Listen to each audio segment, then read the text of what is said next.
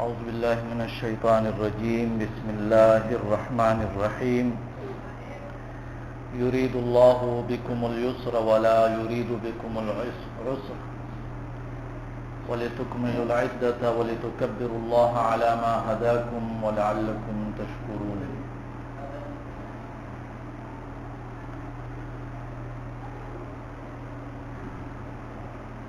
ہماری اسلامی تاریخ کی ایک طویل کتاب ہے الکامل کے نام سے. اس میں انہوں نے ایک واقعہ لکھا ہے کہ مسلمانوں کے دو گروہوں کے درمیان آپس میں ان کا اس مسئلے میں اختلاف ہوا. یہ قرآن میں جو یہ ذکر ہے کہ تہجد ادا کر، امید ہے کہ تیرا رب تجھے مقام محمود عطا کر دے. تو مقام محمود سے کیا مراد ہے؟ تو کچھ مسلمانوں نے کہا کہ یہ مراد ہے، دوسروں نے کہا یہ مراد ہے، اور یہ اختلاف یہاں تک پہنچا کہ آپس میں بحث مباحثہ ہوا، اور اس بحث مباحثے نے شدت اختیار کی، آپس میں لڑ پڑے اور دونوں طرف سے بہت سے مسلمان جو ہے وہ قتل ہو گئے. اس واقعے کا مقصد وہ یہ ہے کہ کیوں نہ مسلمان ان باتوں کو لے لے جو باتیں بالکل واضح ہیں. پھر ابن کثیر رحمۃ اللہ علیہ فرماتے ہیں کاش ان کو وہ حدیث معلوم ہوتی جس میں ذکر ہے کہ مقام محمود سے کیا مراد ہے. قیامت کے دن رسول اللہ صلی اللہ علیہ وسلم سفارش کریں گے،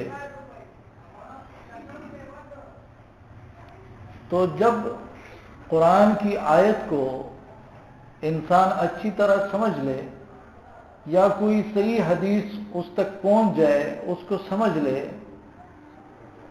تو یہ اختلافات سے، لڑائی جھگڑوں سے یہ بچ جائے گا.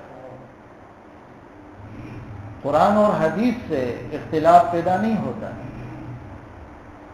اپنی منمانیاں کرنے کی وجہ سے اختلاف اور لڑائی جھگڑے پیدا ہوتے ہیں. قرآن اور حدیث تو جھگڑوں کو ختم کرتا ہے.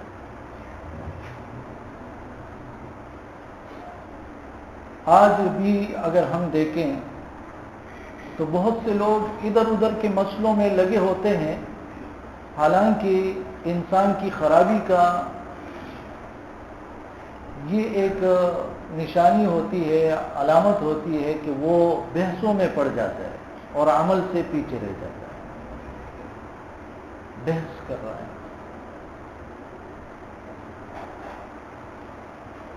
یہ جو احادیث ہیں، حدیث کی جو مشہور کتابیں ہیں، آپ کے خیال میں ٹوٹل احادیث کتنی ہوگی؟ آپ میں سے کسی ساتھی کو اگر یہ جواب معلوم ہے تو مجھے بتائیں کہ تقریباً تمام کی تمام حدیثیں وہ کتنی ہوگی؟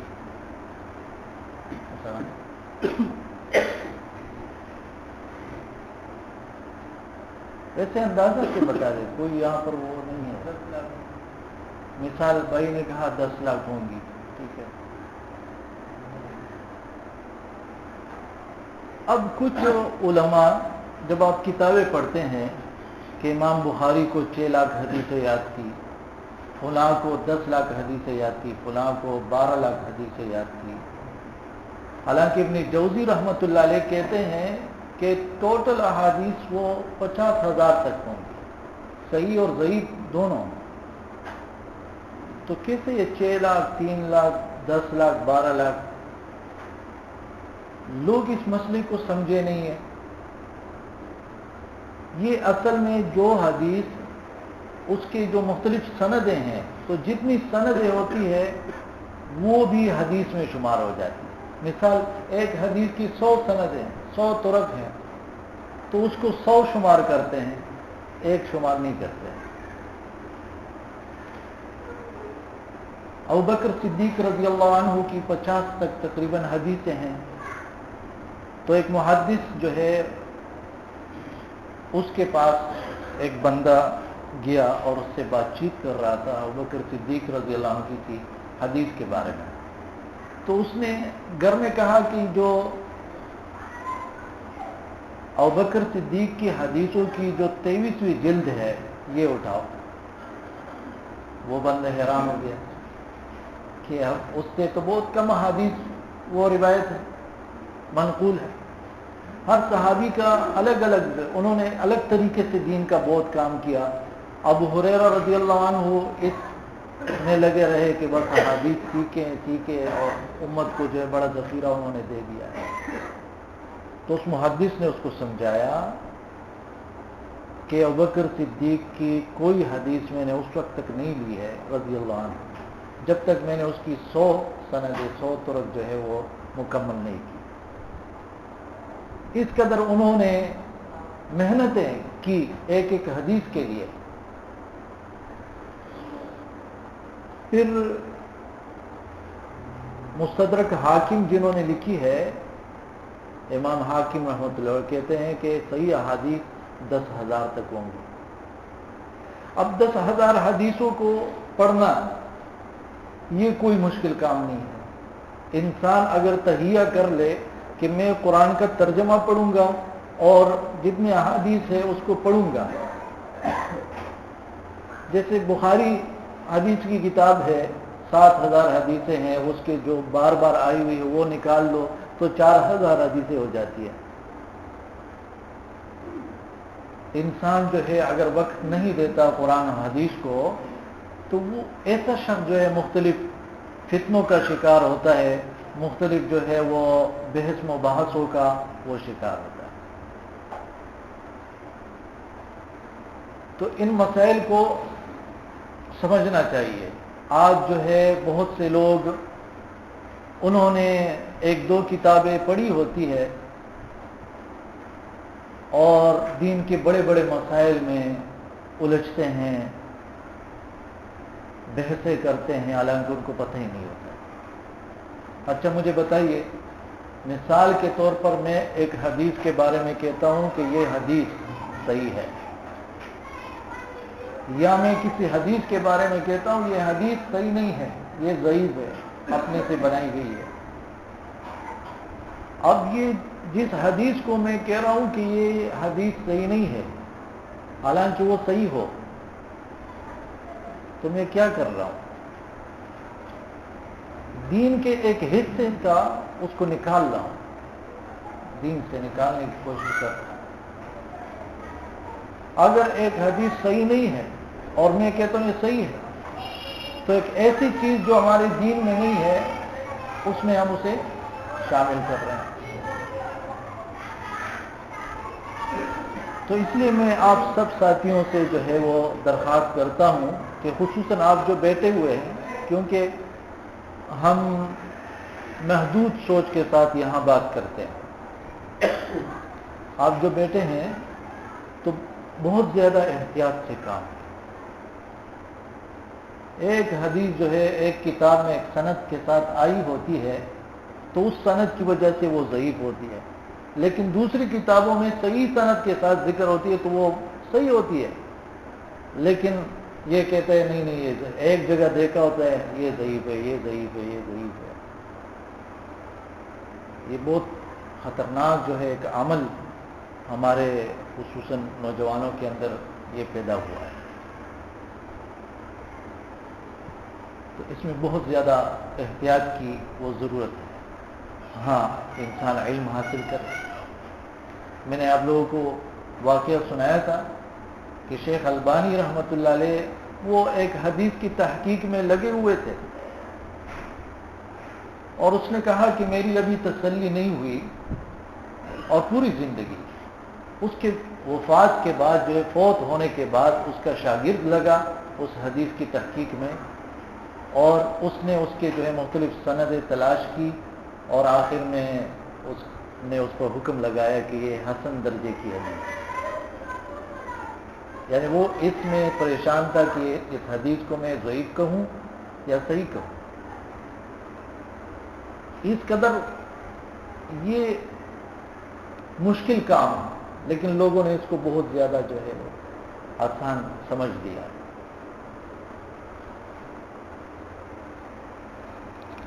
اب دیکھیں ہمیں کیا کرنا ہے، کیا کرنا چاہیے۔ جو دین کی وہ باتیں ہیں جو ہمیں صحیح احادیث سے ملتی ہے، ہم فوراً عمل کی نیت سے اس کو سیکھیں اور عمل کریں، ہمیں یہ کرنا چاہیے۔ مثال کے طور پہ وہ احادیث جس میں ان باتوں کا تذکرہ ہوتا ہے کہ یہ عمل فطرت میں سے ہے، یعنی تمام انبیاء کی سنتوں میں سے ہر نبی نے اس پہ عمل کیا، اب ہمیں ایسی باتوں کو معلوم کرنا چاہیے کہ ایک ایسا عمل جو کہ تمام انبیاء کا عمل ہے، یہ کیا ہوگا، اس کو ہم سوچیں، وہ ہم معلوم کریں، اس پہ عمل کریں، اپنے بچوں کو سکھائے، خود بھی عمل کرنے کی کوشش کریں۔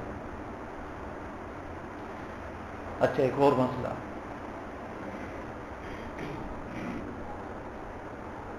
ایک شخص جو ہے رسول اللہ صلی اللہ علیہ وسلم کے پاس آتے ہیں اور ان سے فرماتے ہیں کہ میں کھجوریں بیچ رہا تھا، ایک خاتون آئی اور مجھ سے کھجوریں مانگی، تو میں نے اسے کہا کہ میرے پاس اس سے اچھی کھجوریں ہیں گودام میں۔ تو وہ بہت پریشان تھا صحابی، اللہ کے نبی صلی اللہ علیہ وسلم کہتے کہ مجھ پہ حد جاری کرو۔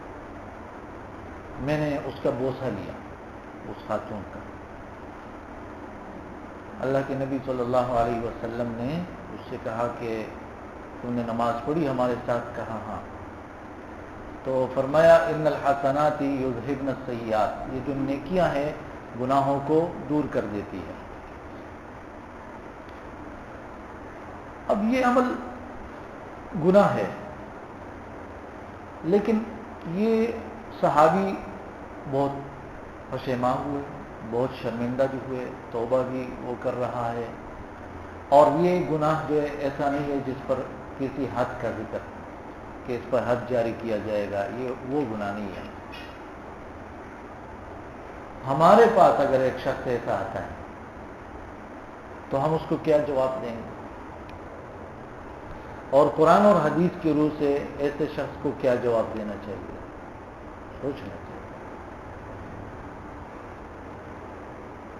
تو یہ قرآن اور حدیث کا مکمل علم جو ہے وہ انتہائی ضروری ہے۔ بعض اوقات جو ہے ہم ایک شخص سے کافروں جیسا معاملہ کرتے ہیں، صرف وہ اس نے کسی سنت کی خلاف ورزی کی ہوتی ہے، تو ہمیں یہ سوچنا ہے کہ انسان جو عمل کر رہا ہے اس عمل کا درجہ کتنا ہے۔ کوئی واجب عمل چھوڑ رہا ہے، فرض عمل چھوڑ رہا ہے، سنت چھوڑ رہا ہے، مستحب چھوڑ رہا ہے، ٹھیک ہے نا، کوئی کبیرہ گناہ کر رہا ہے یا کوئی صغیرہ گناہ کر رہا ہے، اس کو سوچنا چاہیے۔ ہر گناہ کا حکم ایک جیسا نہیں ہوتا ہے۔ اچھا، میں پوچھ رہا تھا کہ فطری امور میں سے، امور فطرت میں سے وہ تمام کام جو ہر نبی کیا کرتے تھے وہ کیا کیا ہے؟ اس میں سے کوئی مجھے بتائے۔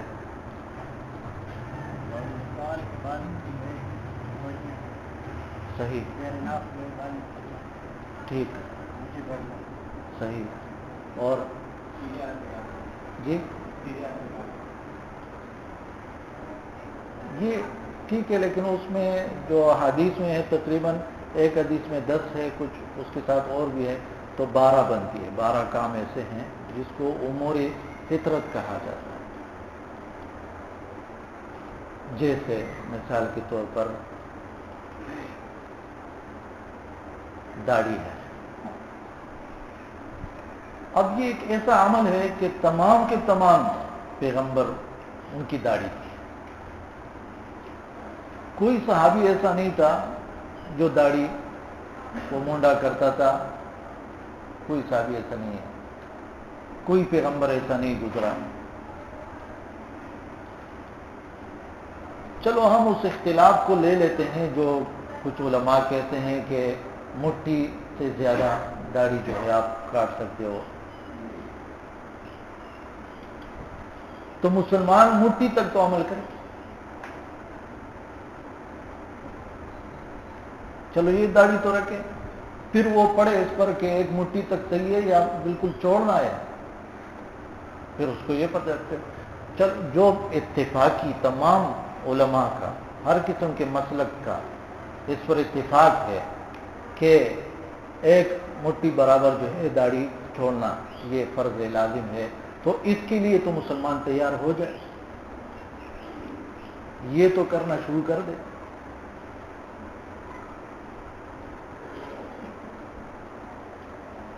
تو یہ ایک ایسا عمل ہے کہ اس کو معمولی نہیں سمجھنا چاہیے. داڑھی جو ہے ایک ایسی سنت ہے کہ فطری امور میں سے ہے، تمام پیغمبروں کی یہ سنت ہے. ایک اور عمل مسواک کرنا. مسواک کے بارے میں کچھ لوگوں نے یہ سوچ لیا کہ یہ صرف مردوں کے لیے ہے. یہ مردوں کے لیے صرف نہیں ہے، یہ خواتین کے لیے. مسواک کے بارے میں کچھ لوگوں نے یہ سوچ لیا کہ یہ رمضان کے علاوہ میں کیا جا سکتا ہے، روزے کی حالت میں نہیں کیا جا سکتا. ایسی بھی کوئی بات نہیں ہے. مسواک آپ وضو کے وقت کرو، مسواک آپ سونے کے بعد جب آپ اٹھتے ہو بیدار ہوتے ہو مسواک کرو، جب آپ گھر میں داخل ہوتے ہو تو مسواک کرو. مسواک کا استعمال تمام نبیوں کی سنت ہے. اسے یہ میں نے وہاں پر نوٹ کیا، یہ کوٹ روڈ جو مسجد ہے کہ وہاں پر کو پتہ نہیں وہ اجتماعی طور پر ایسا کرتے یا کوئی ساتھی جو ہے وہ مسواک لاتا ہے بہت سے اور رکھ دیتا ہے، وہاں سے لوگ اٹھا کے لے جاتے ہیں پھر استعمال کرتے ہیں. تو اللہ کرے کوئی بھائی یہاں بھی یہ کام کرے، مسواک لائے یہاں پر رکھے جن کے پاس مسواک نہیں ہے. اکثر لوگ جو ہے وہ چاہتے ہیں لیکن کہتے ہیں کہاں سے لے گئے، کون جائے گا، اتنا ٹائم نہیں ہے یہ. تو چلو کوئی یہاں پر ہی اس کو دستیاب کر کے رکھ دے، چلو بھائی آپ کا ٹائم جو ہے بچت ہو گیا. مسواک بھی مہنگا بھی ہو گیا 20-30 روپے سے، چلو یہ لے استعمال کرو. تو اس سے جو ہے کیا ہوگا کہ رب العالمین راضی ہوگا، منہ بھی صاف ہوگا اور بیماریوں سے بھی انسان بچے گا. تو دوسری جو سنت ہے تمام پیغمبروں کی وہ یہ ہے، اپنی زبان پر بھی مسواک ہو، صرف دانتوں پر نہیں، زبان پر.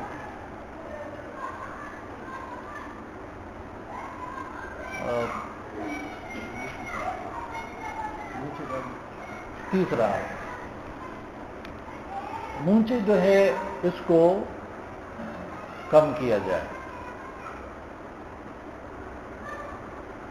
اگر کوئی شخص کہتا ہے کہ میں رکھنا چاہتا ہوں، چلو آپ رکھو، لیکن یہ یہاں پر جو بال ہے نیچے نہیں ہونی چاہیے.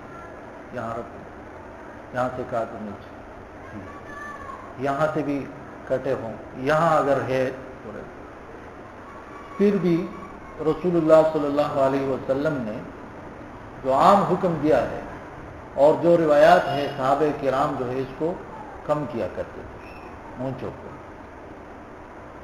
اب بعض جگہوں پر لوگ کہتے ہیں کہ ہمارا رواج ہے بڑی بڑی مونچھیں، اس سے ہم لوگوں کو ڈراتے ہیں. ڈرانے کے لیے اور بھی بہت سی چیزیں ہو سکتی ہیں، مونچھوں سے کوئی کیا ڈرے گا. تو اس کا جو ہے وہ خیال رکھنا چاہیے. اسی طرح اب دیکھیں، جو کام رسول اللہ صلی اللہ علیہ وسلم نے کہہ دیا کہ داڑھی کو معاف کرو، داڑھی کو چھوڑ دو اور مونچھیں جو ہے وہ کاٹا کرو، اب لوگوں نے مونچھیں بڑھانا شروع کر دیے اور داڑھی کو کاٹنا شروع کر دیا. اور کچھ نے کہا کہ نہیں، دونوں کی ضرورت نہیں ہے. یہ ہم سخت باتیں کرتے نہیں ہیں، ورنہ جو پہلے علماء گزرے ہیں تمام مسالک کے جو علماء ہیں، انہوں نے یہ ایک بات لکھی ہے کہ داڑھی نہ رکھنا یہ عورتوں کی مشابہت ہے، اور اللہ کے نبی صلی اللہ علیہ وسلم نے ایسے مردوں پر لعنت کی ہے جو عورتوں کی مشابہت اختیار کرتے ہیں. ہماری باتیں نہیں، اپنی طرف سے بات کرنا اچھا نہیں لگتا. میں نے پہلے علماء کے حوالے سے آپ سے کہا، جیسے امام نووی رحمہ اللہ ہے اور بڑے بڑے علماء ہیں، تو اللہ سب ساتھیوں کو توفیق عطا فرمائے.